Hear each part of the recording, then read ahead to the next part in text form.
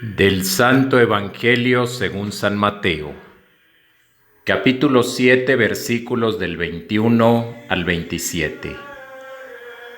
En aquel tiempo, Jesús dijo a sus discípulos: No todo el que me diga Señor, Señor, entrará en el reino de los cielos, sino el que cumpla la voluntad de mi Padre que está en los cielos. El que escucha estas palabras mías y las pone en práctica, se parece a un hombre prudente que edificó su casa sobre roca. Vino la lluvia, bajaron las crecientes, se desataron los vientos y dieron contra aquella casa, pero no se cayó, porque estaba construida sobre roca. El que escucha estas palabras mías y no las pone en práctica, se parece a un hombre imprudente, que edificó su casa sobre arena. Vino la lluvia, bajaron las crecientes, se desataron los vientos y dieron contra aquella casa y la arrasaron completamente. Palabra del Señor. En el Evangelio de hoy señala Jesús una condición indispensable para entrar en el reino de los cielos. Esa condición indispensable es cumplir la voluntad de Dios. Este es el aval de pertenencia por el que Dios nos reconoce como hijos suyos y discípulos de su Hijo Jesús. No basta confesar a Cristo tan solo de palabra como Señor, Salvador y Mesías. Hay que unir el cumplimiento de la voluntad del Padre. Para ilustrar la necesidad de esta fe práctica, la fe que nos salva, la fe que actúa por la caridad, expone Jesús la parábola de las dos casas, una construida sobre roca y otra construida sobre arena. El verdadero discípulo de Cristo es el hombre sabio que edifica sobre roca, y el falso discípulo de Cristo es el hombre necio que construye su casa sobre arena movediza. El primero escucha y cumple la palabra del Señor. El segundo la escucha, pero no la pone en práctica. De ahí su ruina y descalificación, porque la fe sin obras es una fe muerta. Obras son amores y no buenas razones, dice el antiguo refrán. Lo primero es siempre el amor de Dios.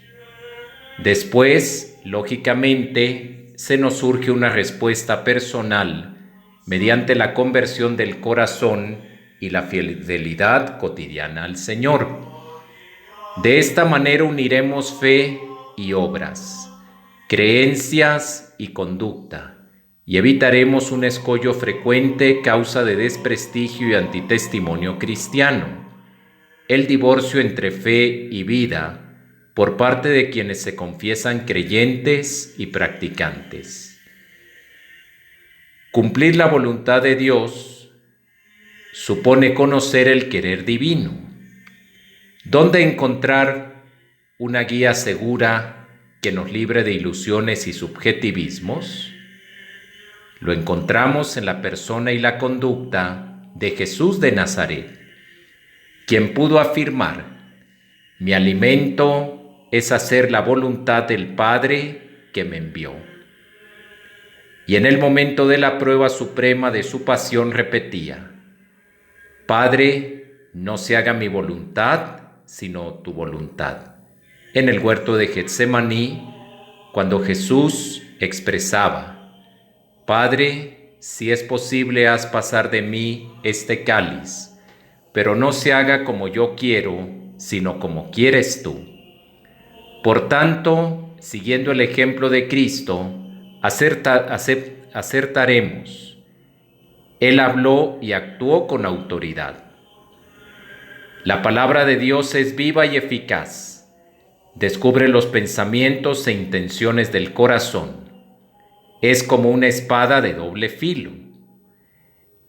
La palabra de Dios es como la lluvia y la nieve, que no vuelven sino después de haber empapado la tierra a fin de dar al hombre pan para comer. La palabra de Dios no vuelve a él sin haber cumplido la misión. Por eso la palabra de Dios pide una respuesta nuestra. Más aún, lee profundo de nuestro corazón y nos juzga. Una meditación diaria y amorosa de la palabra la convertirá en eje de nuestra vida cristiana y en elemento constitutivo y nuclear de nuestra estructura personal. Tenemos una cierta tendencia a suavizar las rotundas afirmaciones de Jesús, tildándolas de radicalismo verbal o literario. Una de ellas es la del Evangelio de hoy. No todo el que me diga Señor, Señor, entrará en el reino de los cielos, sino el que cumpla la voluntad de mi Padre que está en el cielo. Puede uno incluso realizar milagros en nombre de Cristo y no ser reconocido por Él como suyo, porque no son los labios sino el corazón, la voluntad y las obras lo que cuenta para lograr el pase de entrada al reino de Dios. No podemos hoy soslayar los serios interrogantes que nos plantea la palabra de Jesús. ¿A qué clase de cristianos pertenecemos? ¿Somos aquellos que construimos sobre roca? Es decir, ¿somos de aquellos que escuchamos la palabra de Dios y la ponemos en práctica, y que aunque vengan tempestades, aquella casa se sostiene?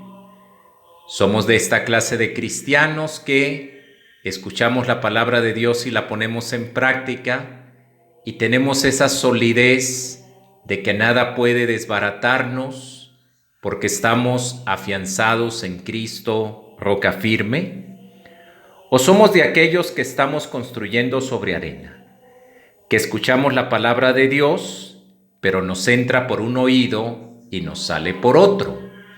No la ponemos en práctica, todo lo dejamos en palabras. Cuando Cristo nos exige hechos, no palabras, como dijeran los antiguos latinos, facta non verba, hechos, no palabras. Amar a Dios amando a los hermanos es el cuadro completo de la voluntad divina sobre cada uno de nosotros que queremos construir sólidamente sobre la roca y piedra angular que es Cristo. Hermanos y hermanas, edifiquemos siempre sobre roca firme. Apoyémonos en Cristo que es la piedra angular. Seamos discípulos comprometidos, que escuchamos la palabra de Dios. Y para escuchar, necesitamos los tímpanos y necesitamos el corazón. Seamos de aquellos que pongamos en práctica la palabra de Jesús, para que construyamos siempre sobre roca firme. Porque solamente escuchando la palabra de Dios y poniéndola en práctica, solamente haciendo la voluntad del Padre, es como nosotros llegaremos al reino de los cielos.